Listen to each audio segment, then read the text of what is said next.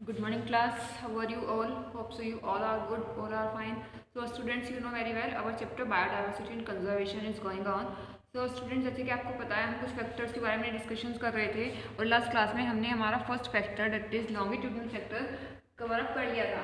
तो आज की क्लास में हमें हमारा सेकंड फैक्टर डिस्कस करना है that is area species relationship. इसको हम स्पीशीज एरिया रिलेशनशिप भी बोल सकते हैं। ठीक है, तो बेटा इसमें हम किस बारे में पढ़ेंगे कि क्या रीजन होता है कि जो कहीं पे इतनी ज़्यादा डाइवर्सिटी होती है और कहीं पे डाइवर्सिटी इतनी कम होती है, क्या फैक्टर्स होते हैं डाइवर्सिटी को डिसाइड करते हैं। ओके, तो let's start our second factor that is species area relationship.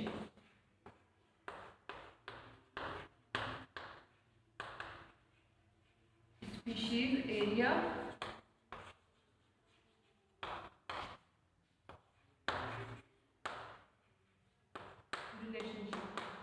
Species area relationship हमारा आज का टॉपिक है। ठीक है, इसमें हम इसके बारे में पढ़ेंगे कि जैसे जैसे एरिया बढ़ता है वैसे वैसे पॉपुलेशन बढ़ जाती है। आप सपोज करो अगर मैं एक इतने से बॉक्स में जितने ये है, अगर मेरे पास एक इतना सा लैंड एरिया है, मैं इस पर स्पीशीज़ को स्टडी करूँ तो इस पर कुछ प्लांट्स ही मिल जाएंगे, कुछ आपके एंजियोस्पर्म्स, कुछ जाइम्नोस्पर्म्स, कुछ मोनोकोट्स, कुछ डाइकोट्स ये मिल जाएंगे। ठीक है, कुछ छोटे छोटे वो आपके माइक्रो ऑर्गेनिज्म्स मिल जाएंगे, अर्थवॉर्म्स वगैरह मिल जाएंगे, इतनी स्पीशीज मिल सकती है। लेकिन अगर मैं बहुत बड़े एक वाइड स्प्रेड इकोसिस्टम को या लैंड एरिया को स्टडी करती हूँ तो वहाँ पर स्पीशीज बहुत सारी मिलेंगी। वहाँ पे मेरे bryophytes, pteridophytes, angiosperm, gymnosperms, monocot, dicot, even बहुत कुछ हमें पढ़ने के लिए मिलेगा वहाँ पे। ऐसे ही माइक्रो ऑर्गेनिज्म हमें काफ़ी सारे फाइलम्स के आर्थ्रोपोडास मिलेंगे, हमें वहाँ पे आपके earthworms, liver fluke, leech, nitrogen fixing bacteria, anabaena, nostoc, ये सब हमें मिलेंगे। कुछ हमें यूकेरियोट्स मिलेंगे, कुछ प्रोकैरियोट्स मिलेंगे। ठीक है, तो जितना ज़्यादा एरिया होगा उतनी ज़्यादा पॉपुलेशन होगी, जितना कम एरिया होगा उतनी कम पॉपुलेशन होगी। अगर ज़्यादा एरिया होगा तो रिप्रोडक्शन ज़्यादा होता चला जाएगा।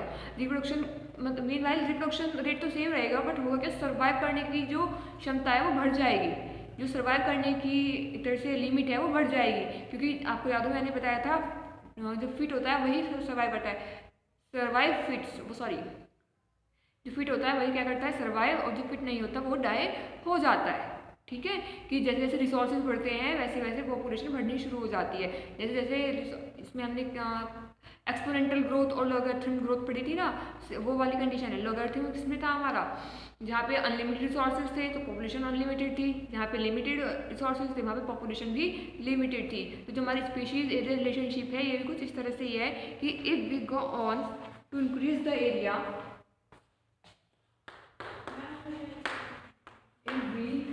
go on to increase the area, then species diversity also increases. Then species diversity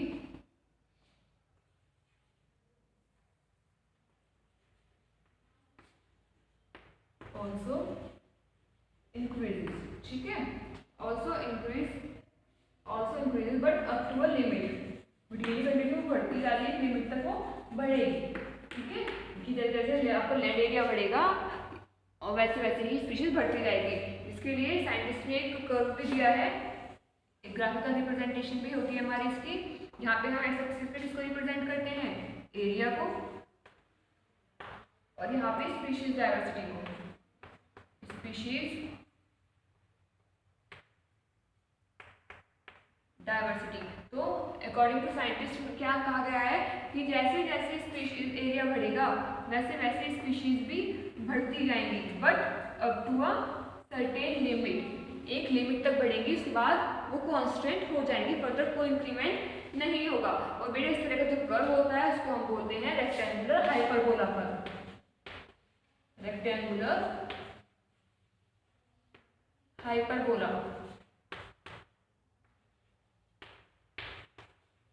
ठीक है, क्या नाम होगा इसका, रेक्टेंगुलर हाइपरबोला कर्व होगा, जिसके लिए साइंटिस्ट ने एक इक्वेशन भी दी है। पता है अगर उसमें लोग यूज करेंगे तो लोग यूज करने के बाद क्या होता है, ये जो स्लोप है कैसे जाएगा, बिल्कुल स्ट्रेट लाइन,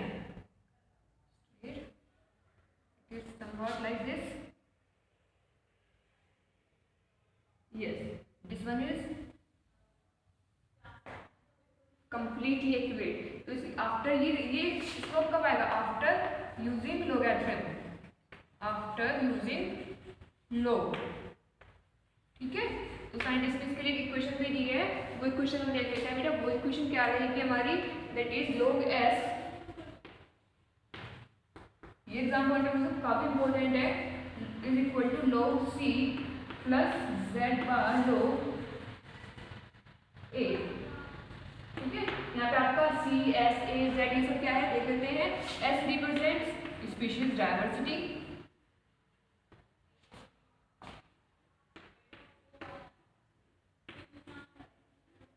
क्या नहीं होगा, स्पीशीज डायवर्सिटी, ठीक है।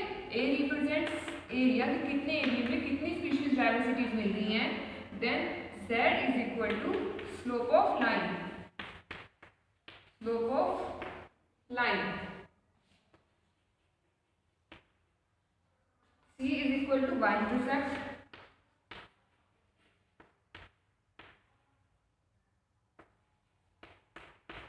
क्या होगा, इंटरसेप्ट होगा।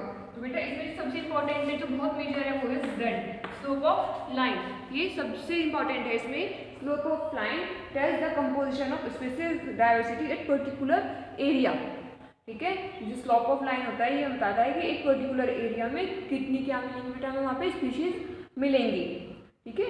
Slope of line tells the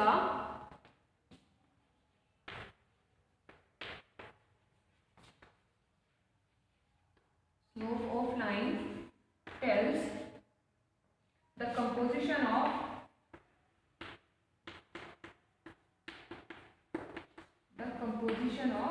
species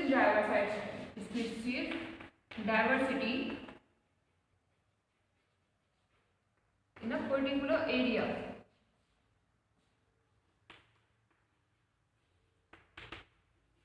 एक पर्टिकुलर एरिया में कितनी स्पीशीज मिलेंगी, ये हमें किससे पता लगता है, स्लोप ऑफ लाइन से पता लगता है। ये जो स्लोप ऑफ लाइन है दिस वन, ये हमें बताएगी कि किस पर्टिकुलर एरिया में कितने हमारी स्पीशीज एग्जिस्ट करेंगी, ओके बेटा। तो ये रहा हमारा second and the last factor, that is species area relationship, कि एरिया पे भी स्पीशीज डिपेंड करती है, ओके। इससे पहले किस पे डिपेंड कर रही थी, हमारे लेटिट्यूडनल ग्रेडियंट पे डिपेंड कर रही थी, आफ्टर दैट किस पे, इस एरिया पे डिपेंड कर रही हैं। तो ये हमारा सेकंड फैक्टर यहाँ पे खत्म हो जाता है, हमारा बायोडाइवर्सिटी का टॉपिक भी यहाँ पे खत्म हो जाता है, ठीक है। कॉन्सेप्ट बायोडाइवर्सिटी पैटर्न का टॉपिक यहाँ पे खत्म हो जाता है। अब एक साइंटिस्ट आए डेविड टिलमैन, इन्होंने भी कुछ बोला इसके रिगार्डिंग, तो चलिए इन्होंने क्या बोला वो देख लेते हैं। David Tilman,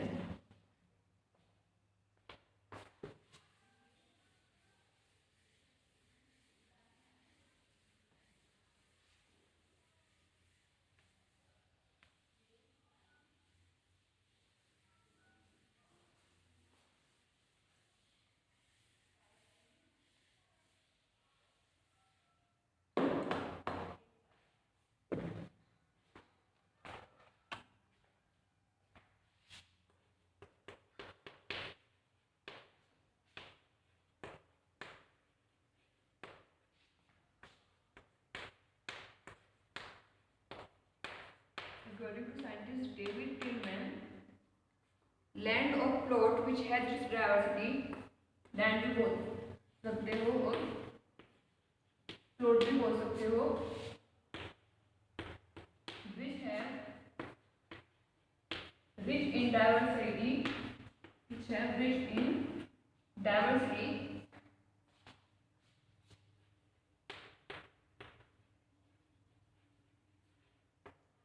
have rich in diversity, it is more number of species,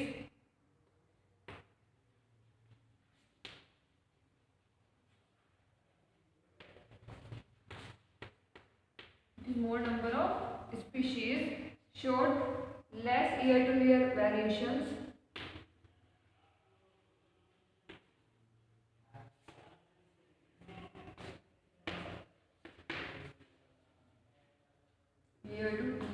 variations in biomes.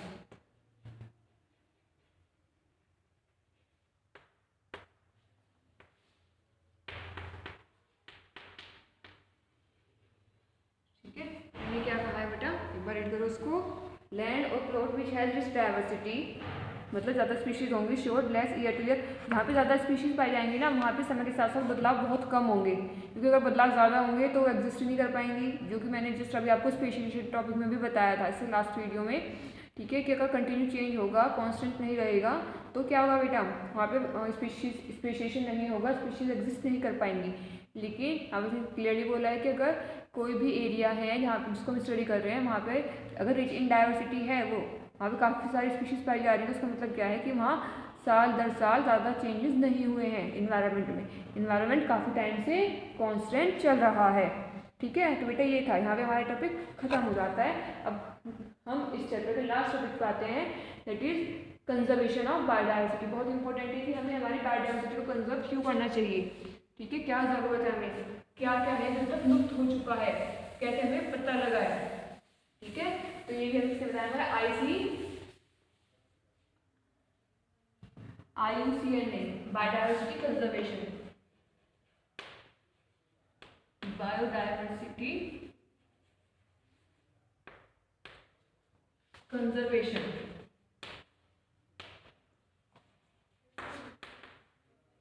ठीक है, कि हमें क्यों ने कंजर्व करना चाहिए, क्या हमें रिक्वायरमेंट है, क्या नीड है, क्या हमारा उससे बेनिफिट है, क्या होगा क्या नहीं होगा, या कौन कौन है जब तक एक्सटिंक्ट मतलब लुप्त हो चुके हैं। तो हमारी जो कमीशन है IUCN, international union of conservation of international union conservation of nature, इन्होंने एक बुक दी है जिसका नाम read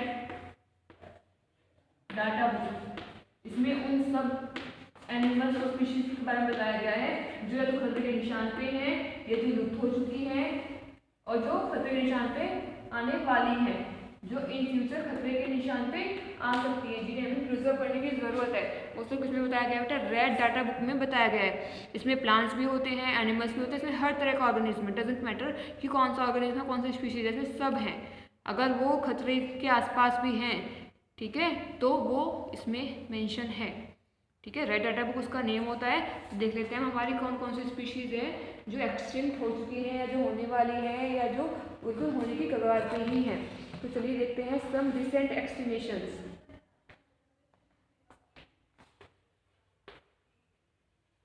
some recent extinctions, some recent extinctions कौन कौन से हुए हैं। सबसे पहला हुआ है डोडो मॉर्टियस में। डोडो एक्सटिंक्ट हो गई, डक है, जो हमारे टाइम में कार्टून्स में दिखाते थे। ये कहाँ पे थी, मॉर्टियस, मॉर्टियस कंट्री में पाई जाती थी, और अभी एक्सटिंक्ट हो चुकी, कंप्लीटली एक्सटिंक्ट। देन क्वाज कहाँ पे मिलता था, अफ्रीका में। आफ्टर दैट थाइलेसीन, ये एक प्लांट स्पीशीज है।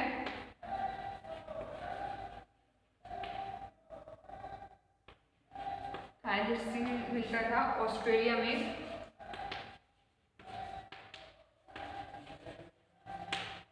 ठीक है, उसके बाद स्टेलर सी काउ,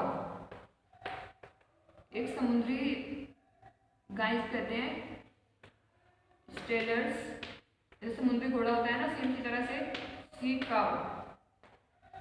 कहाँ पे मिलती है, रशिया में, जो अब नहीं मिलती, जिनके अवशेष बाकी हैं, वो भी है तो है, अदरवाइज नहीं। ठीक है, आफ्टर दैट टाइगर, टाइगर की सबसे ज़्यादा प्रजाति मिलती थी पुष्पियंस में, और पुष्पियंस से भी अब वो खत्म हो चुकी है। पुष्पियंस, ओके बेटा, कौन सी है बेटा यहाँ पे, पुष्पियंस। ओके, अब बात आती है कि इन्होंने लॉस ऑफ बायोडाइवर्सिटी के बारे में क्या क्या दिया है। इन्होंने वहाँ पे दिया है एक्सटिंक्ट, जो एक्सटिंक्ट हो चुकी है, जो गायब हो चुकी है, वो लुप्त हो गई है। ठीक है, एक्सटिंक्ट दिया है इन्होंने। एक्सटिंक्ट बाद एक्सटिंक्ट इन वाइल्ड, जो जंगली प्रजातियां लुप्त हो गई हैं। ठीक है, उसके बाद क्रिटिकली इंडेंजर्ड, जो बहुत बुरी तरह से खतरे में है, वो प्रजातियां जो बहुत बुरी तरह से खतरे में है। इस बुक को इतने पार्ट में डिवाइड किया गया है, ठीक है। उसके बेसिस पे इसमें स्पीशीज को रखा जाता है। एक वो जो इंडेंजर्ड, जो खतरे के निशान पे है, जो बहुत बुरी तरह से खतरे के निशान पे है, जो बस लुप्त होने के कगार पे है, ठीक है, जो खतरे के निशान पे है बट अभी भी उनकी कुछ ऑर्गेनिज्म बाकी हैं, ठीक है। देन एंडेंजर्ड हो गया वल्नरेबल,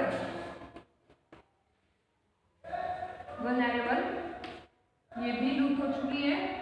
उसके बाद थ्रेटन्ड, ये खतरा है। वल्नरेबल क्या है, तो अभी तो सेफ है बट इन फ्यूचर, अभी तो सेफ है लेकिन इन फ्यूचर उन्हें प्रॉब्लम फेस करनी पड़ सकती है अगर आज उनको कंजर्व नहीं किया गया। थ्रेटन्ड, जो खतरे में है, ये खतरा है। और रेयर, जो बहुत कम देखने में आ रही है, जो बहुत कम है जो बहुत कम है, उन्होंने अपने आप को हाइड कर लिया है, वो लुप्त होती जा रही है, पूरी नहीं है, होती जा रही है, ठीक है। और वही है, अगर फ्यूचर ध्यान नहीं रखा गया तो ये कंप्लीटली खत्म हो जाएंगी। ओके तो बेटा ये था हमारा बायोडाइवर्सिटी कंजर्वेशन का। उसके बाद कॉजेज क्या है, कॉजेज काफ़ी सारे होते हैं। हैबिटेट लॉस एंड फ्रेगमेंटेशन, ठीक है, क्योंकि इनका जो रहने आवास है हम लोगों ने वो जो दिया वहाँ पे चलिए पहले आप ये कीजिए फिर मैं आपको बताती हूँ।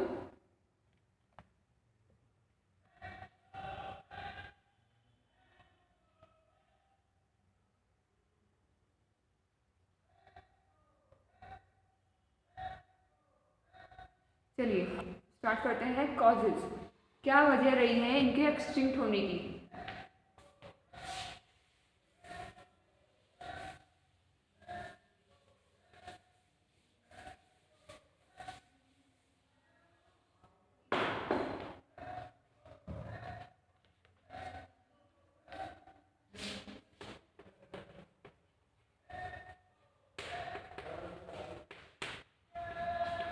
Habitat loss and conservation.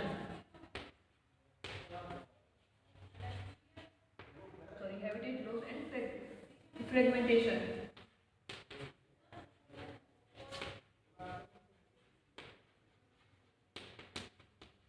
Okay. After that, overexploitation.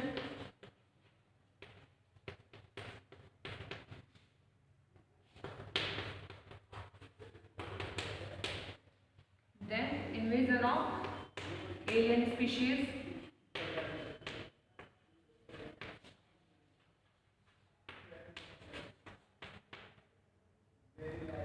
Co-extinctions.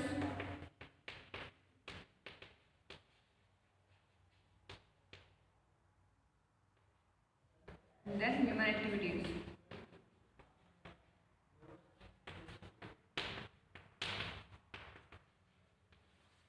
ठीक है, तो देखिए हैबिटेट लॉस से क्या हो कि लोगों ने जंगल काट के अपने घर बना लिए हैं, मॉल्स बना लिए हैं, बड़ी बड़ी शॉप्स बना ली हैं, शॉपिंग मॉल्स, शोरूम्स, ठीक है ना, ये सब बना दिए, रोड्स बना ली, हॉस्पिटल्स बना लिए, स्कूल्स, कॉलेजेस, जंगल काट काट के बना लिए, तो हैबिटेट लॉस तो डेफिनेटली हो जाएगा।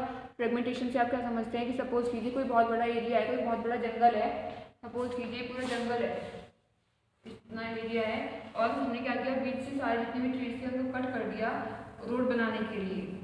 एक ये हो गया और एक ये हो गया, और बीच में रोड बन गई, और रोड के किनारे पे धीरे धीरे क्या होगा, पहले तो इतना तो पार्ट लॉस किया, फिर ये पे धीरे धीरे बस्ती बसने लगेंगी, कॉलोनीज बनने लगेंगी, शॉप्स खुल जाएंगे, पेट्रोल पंप्स खुल जाएंगे, ठीक है। तो इससे क्या होगा, पूरी बायोडाइवर्सिटी लॉस हो जाएगी। मतलब हमने इसको फ्रेगमेंट्स में डिवाइड कर दिया, अलग अलग पार्ट्स में क्या कर दिया बेटा, हमने उसको डिवाइड कर दिया है, ठीक है। ये होता है फ्रेगमेंटेशन। ओवर एक्सप्लॉयटेशन मतलब किसी चीज़ का हद से ज़्यादा इस्तेमाल करना। कुछ पेड़ पौधों की प्रजातियाँ बिल्कुल लुप्त हो चुकी हैं, कुछ मेडिसिनल प्लांट बिल्कुल लुप्त हो चुके हैं क्योंकि उनको बहुत हद से ज़्यादा यूज़ किया गया है, ठीक है। कम टाइम में ही उन्हें कम्प्लीटली रिमूव कर दिया फॉर देयर ऑन बेनिफिट, ठीक है, इसलिए वो ख़त्म हो गए हैं, उनके जीन्स भी नहीं बचे। इन्वेजन ऑफ एलियन स्पीशीज, कई बार क्या होता है, हमें हमारे कुछ कजन्स पसंद नहीं होते, कुछ गेस्ट पसंद नहीं होते, तो जब वो हमारे घर में आ जाते हैं तो हम चुप चुप से रहने लगते हैं। कुछ गेस्ट्स आने के बाद हम चुप चुप से रहने लगते हैं, अपने कमरे तक सीमित होते हैं, अपना आप तक सीमित होकर रह जाते हैं। क्यों? क्योंकि हमारे घर में एलियंस आ गए, मीनवाइल फॉरेनर्स मतलब बाहर से आ गए। तो ऐसे हमारी स्पीशीज़ में है कि कुछ हमारे जो ऑर्गेनिज्म है, मे बी प्लांट और मे बी एनिमल्स, वो बाहर की जो स्पीशीज़ आ रही है उनका आना उनको सूट नहीं आता, उनका रहन सहन खाना पीना उनको सूट नहीं आता, तो वो उनके साथ कम्पीट नहीं कर पाती और एज वो क्या होती है, डोमिनेट हो जाती हैं, और जो दूसरा होता है वो एज ए डोमिनेंट काम करता है, तो वो हमारी स्पीशीज़ को ख़त्म कर देता है। देन ह्यूमन एक्टिविटीज़ तो होती है, पॉल्यूशन है, इतनी ज़्यादा पॉपुलेशन बढ़ती जा रही है, सारे ह्यूमंस अपने किल करते हैं एनिमल्स को अपने बेनिफिट के लिए, ठीक है। मेन कॉज तो ह्यूमन ही है जो डिस्ट्रॉय कर रहा है। ओके, तो बेटा यहाँ पे ये था हमारा किसके बारे में, बायोडाइवर्सिटी कंजर्वेशन के बारे में। हमें क्यों ज़रूरत है बायोडाइवर्सिटी कंजर्व करने की? अगर मैं नैरोली बोलूँ, एक बहुत छोटे से लेवल पे बोलूँ, तो हमें इनसे क्या मिलता है, प्लांट से, जंगलों से वुड, टिम्बर, जिसको हम ऐसा फॉर कंस्ट्रक्शन पर्पज यूज़ करते हैं, बिल्डिंग्स बनाने के लिए, टेबल, चेयर्स, काफ़ी कुछ मटेरियल हमारे घर का फर्नीचर बनाने के लिए हम जो यूज़ कर रहे हैं वो हमें जंगलों से ही तो मिल रहा है। और अगर यही नहीं रहेंगे तो हमारी जो डेली नीड है वो भी कंप्लीट नहीं हो पाएंगी। वुड से ही हमें पेपर मिलता है, ठीक है। इसके बाद प्लांट प्रोडक्ट्स की अगर मैं बात करती हूँ, टेनिन है, रेजिन, सॉरी प्लांट प्रोडक्ट्स का हम यूज़ किसमें करते हैं, टेनिन को यूज़ करते हैं, रेजिन को परफ्यूम बनाने के लिए, रबर बनाने के लिए, बेकालाइट बनाने के लिए, ठीक है। फाइबर्स का यूज़ होता है बसेस की सीट्स बनाने के लिए, मैट्रेस बनाने के लिए। पूरी हमारी जितनी भी हर्ब्स हैं उसमें 25% हमारे मेडिसिनल प्लांट्स हैं, मेडिसिन बनाने के लिए हम उनका यूज़ करते हैं, तो उनका कंजर्वेशन बहुत बहुत ज़रूरी है। और अगर मैं बहुत बड़े लेवल पे बात करूँ बेटा, तो बड़े लेवल पे जंगल ही तो है जिनकी वजह से हम सांस ले पा रहे हैं, वो जंगल ही तो है जिसकी वजह से सांस ले पा रहे हैं। अगर जंगल ही नहीं रहेंगे तो ऑक्सीजन कहाँ से मिलेगी, कहीं से भी नहीं मिलेगी। और अभी ऑक्सीजन की डिफिशियंसी में क्या हुआ है इन द लास्ट ईयर, वो सबको पता है, आई डोंट थिंक सो कि मुझे बताने की नीड है, ठीक है। तो अमेजन के जो फॉरेस्ट है उन्हें क्या कहा जाता है, Amazon forest is known as the lungs of the planet. क्या कहते हैं अमेजन के जंगलों को, Amazon forest are known as the lung of the planet, lung of the planet. ये ऑक्सीजन प्रोवाइड करा रहे हैं, मेजर पोर्शन ऑफ ऑक्सीजन जो बनता है हमारे प्लैनेट पे वो अमेजन फॉरेस्ट बनाते हैं। बाकी सब जंगल एक तरफ और खाली अमेजन के जंगल एक तरफ, ठीक है बेटा। ये था हमारा इस चैप्टर में बायोडाइवर्सिटी कंजर्वेशन में। एंड कॉन्ग्रेट्स, अब हम बिल्कुल लास्ट में आ चुके हैं हमारे किसके सिलेबस के। अब उसके बाद हमारा बस लास्ट चैप्टर रहता है जो मैं नेक्स्ट वीडियो में नेक्स्ट क्लास में स्टार्ट कर दूंगी। तब तक आप इस चैप्टर को अच्छे से पढ़िए, अपने डाउट्स क्लियर रखिए, जिससे जो पूछना है वो मुझसे पूछ लीजिए, नोट्स बनाइए, ठीक है। इसके सैम्पल पेपर को सॉल्व कीजिए, क्योंकि इस यूनिट का जो ब्लूप्रिंट रहा है वो 5 मार्क्स का रहा है। इसमें से 5 मार्क्स के क्वेश्चंस आएंगे, आई मीन ओवरऑल 5 मार्क्स के क्वेश्चंस आएंगे। ये 5 मार्क्स कैरी करेगा आपके, तो आपको उसको ध्यान से पढ़ना है बेटा, ओके। और अगर कोई डाउट होगा तो मुझसे पूछ लेना, क्योंकि इसमें ऐसा कुछ भी नहीं है कि इसमें प्रॉब्लम आ जाए, कोई इतना मेजर इशू इस क्लास का नहीं रहेगा, ओके। तो स्टूडेंट्स तब तक के लिए stay home, stay safe, take care of your self, your parents, your friends and your studies too, okay. Thank you my dear students, have a nice day ahead.